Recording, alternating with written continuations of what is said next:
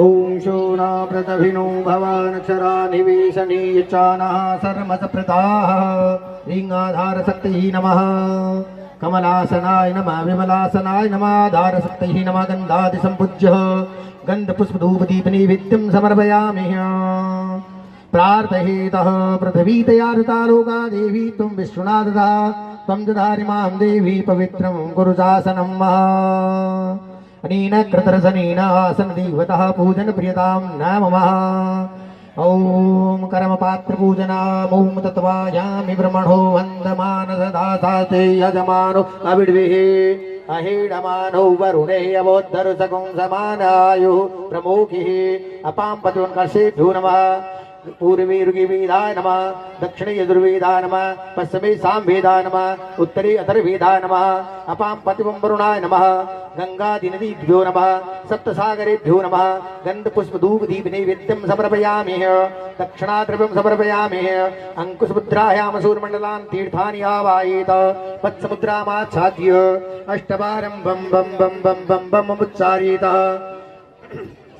उदकस्य स्पर्शकृत्वम् ओम मंत्रपुष्पाञ्जलिं जलबिम्बाय विद्महे नीलपुरुषाय धीमहि तन्नो अम्बु प्रचोदयात् मंत्रपुष्पाञ्जलिं समर्पयामि उदकस्य स्पर्शकृत्वम् आत्मानं सामग्री प्रोक्षणम् ओम पूष्टामयो भूतानमूर्धे ददातनः महीडनाय तक्षसे युवः शिवतमोरसतस्य भाजयते हना उदते रिव मातरः तस्मातरण्यमाममो यज्याय जिन्वद आपूजनयताचनः अनेन कृतरसनेनः कर्मपात्र देवता पूजन प्रियतां न मम ओम दीपकाचनं चंद्रमा मनसो जात चक्षुः सूर्यो अजायत श्रोत्राद्वाय च प्राणस्य मुखादग्निरजायत दीपस्थ देवताभ्यो नमः भास्कराय नमः दिवाकराय नमः गन्धपुष्पधूपदीपनैवेद्यं समर्पयामि हाथ जोड़कर प्रार्थना कीजिए दीप भगवान से सूर्य नारायण के स्वरूप को गमागमस्तं गमनादि शून्यं दीपस्थ दीपं तिमिरान्धनासं पश्यामि ते सर्वजनान्तरस्थं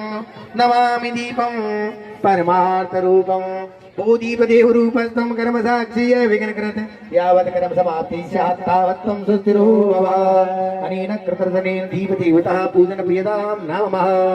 गणेश जी महाराज का ध्यान करते हुए ओम अक्षतपदं गृहीत्वा ओम गणानान्वा गणपतिं नमामहे प्रियानान्वा प्रियपतिं नमामहे निधीनान्वा निधिपतिं नमामहे वसु मम अहमजानि गर्भदमात्मजासि गर्भधं मः ओम गणपतिः नमः ओम अक्षतपदं गृहीत्वा जयन्ती मंगलाकाली भद्रकालिनी कपालिनी दुर्गाक्षमा शिवा धात्री स्वासदा नमोस्तुते कुलदेव्यै नमः ओम गणेभ्यो गणपति विषवो नमो नमो ग्रातेभ्यो ग्रातपति विषवो नमो नमो कृषेभ्यो कृतपति विषवो नमो नमो विरूपेभ्यो विश्वरूपे विषवो नमो नमः ओम गणपतिः नमः ओम आयंगो विक्रमातरं पुरः पितरं च प्रियं स्वाहा गूर्यै नमः ओम पद्माय नमः ओम सच्चै नमः ओम मीठाय नमः। देखिए मेरे सामने जो भागवत इसका महत्व बताने जा रहे हैं। भागवत भगवान की जय हो। कृष्णाय वासुदेवाय हरे परमात्मने प्रणत क्लेशनाशाय गोविंदाय नमो नमः। श्रीमद् भागवत महापुराण का महत्व भगवान श्री कृष्ण ने राजा परीक्षित को गर्भ में दर्शन दिया। गर्भ के पश्चात भगवान ने उनको गर्भ के बाहर दर्शन दिया और अंतिम समय में भगवान श्री कृष्ण ने भागवत स्वरूप अपना दर्शन दिया। 3 बार राजा परीक्षित को जन्म दर्शन हुआ है। भागवत कथा का महात्म्य है कि जन्म जन्मांतर के जितने भी पाप हैं उन सारे पापों से निवृत्ति हो जाती है, भय की निवृत्ति होती है, पुत्र पौत्रादि की वृद्धि होती है, संतान की वृद्धि होती है, घर में सुख शांति रहती है। अपने पितरों की शांति के लिए सबसे मुख्य कार्य यदि किसी के पितृ दोष है तो श्रीमद् भागवत की कथा का श्रवण करना चाहिए, भागवत कथा करवानी चाहिए, क्योंकि भागवत कथा से धुंधुकारी जैसे महान ब्रह्म राक्षस की मोक्ष हुई थी। भागवत के महात्म्य में बतलाया गया है कि धुंधुकारी प्रेत बन गया था और गोकर्ण जी महाराज ने धुंधुकारी को कथा सुनाई और वह बांस के अंदर बैठ करके सुना, उनकी प्रेत से मोक्ष हो गई। धुंधुकारी ने स्वयं कहा है, धन्या भागवती वार्ता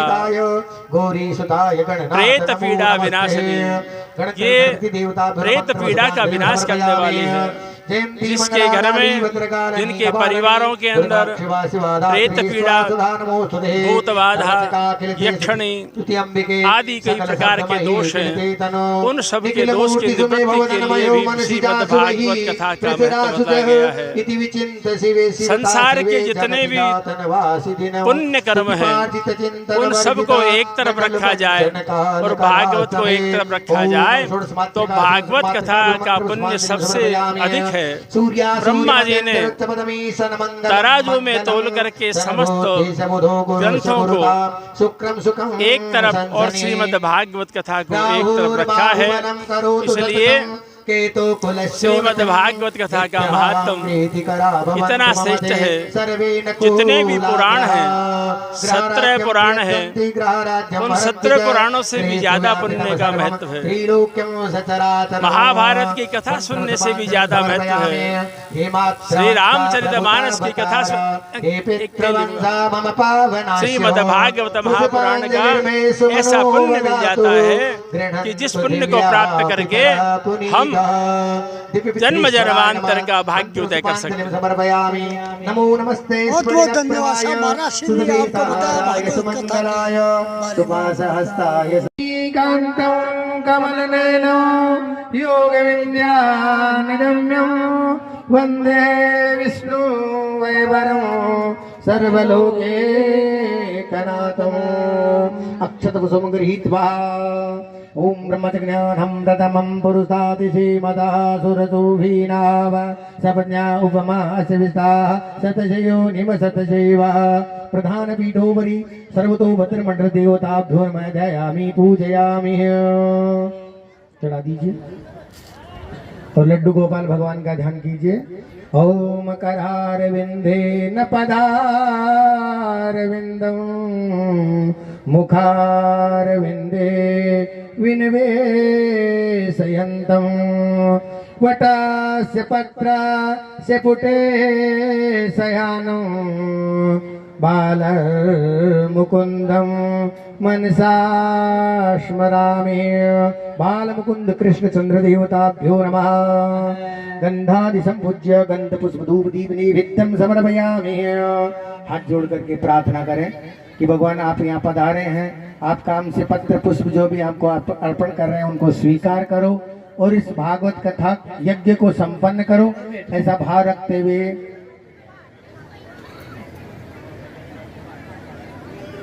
ओम वरहा पीड़ा नटवरवपु कर्णियो कर्णिकारं विभ्राट वास कनक कपिसं वेजयन्तीं जमाला रंध्रान् वेणुसुधा पूर्य गोपवृन्दैः वृन्दारण्यं स्वपदरमणं प्रविशति गीत कृष्ण कृष्णाय वासुदेवाय हरे परमात्मने प्रणतः क्लेशनाशाय गोविंदाय नमो नमः। मंत्रपुष्पांजलिं समर्पयामि। अनेन कृतर्जनेन हाथ में जल ले लें। जल लेने के बाद में बोलिए अनेन और प्रणाम करिए भूमि को। तत्पदं दर्शितं तेन तस्मै श्री गुरुवे नमः।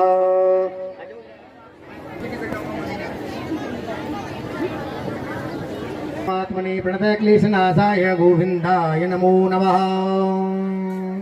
ओम भागवत महापुराणाय नमः। वृंदा देवी नमः। तुलसी माता की भी पूजा कर दें। वृंदा भगवती नमः। शालिग्राम भगवान है तो उनका भी पूजन कर दें। ओम दुकूल चोरम नवनीत चोरम श्री राधिकाया हृदयस्य चोरम अनेक जन्मा यत पाप चोरम चोराग्रगण्यं पुरुषं नमामि। बाल मुकुंद कृष्ण चंद्र भगवान देवताभ्यो नमः। शुभ भगवान की पूर्ण नाम दंड को तिलक लगा दे, तोते को भी लगा दे। और आचार्य श्री राम बाबू जी व्यास गद्दी पर बैठे और महाराज श्री आगंतुक संत भगवान का भी पूजन कर दें।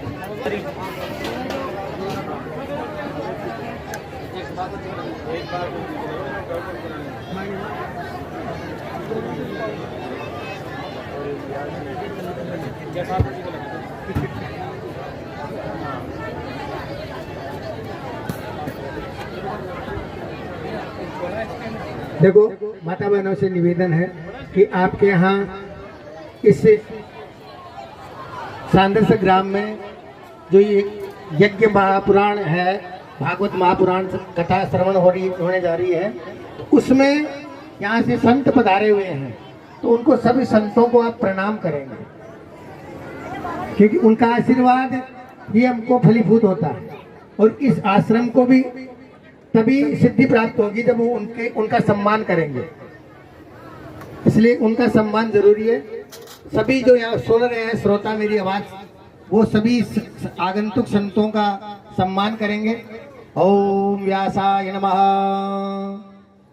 व्यासपीठाय नमः। ओम शांताकारं भुजगसेनं पद्मनाभं सुरेशं विश्वाधारं गगनसदृशं मेघवर्णं शुभांगं लक्ष्मीकान्तं कमलनयनं योगविद्यानगम्यं वन्दे विष्णुवैवरं सर्वलोकैकनाथम्। ओम व्यासपीठाय नमः।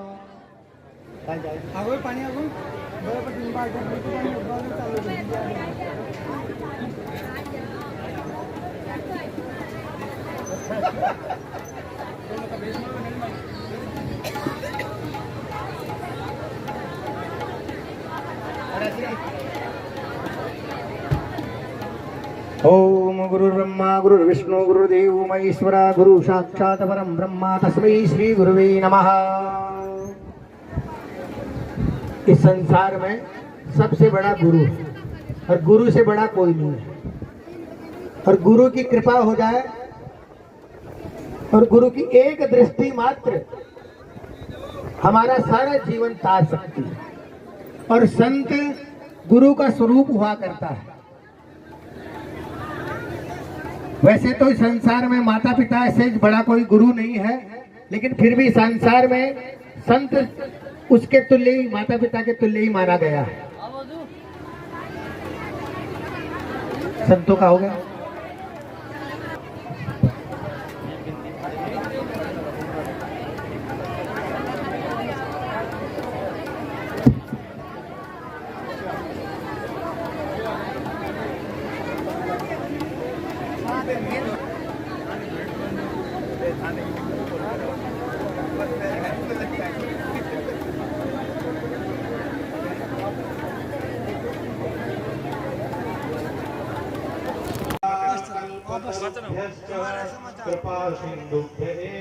महाराज श्री नंद बिहारी दास जी महाराज आप भागवत कथा करा रहे हैं सांदर्शन में।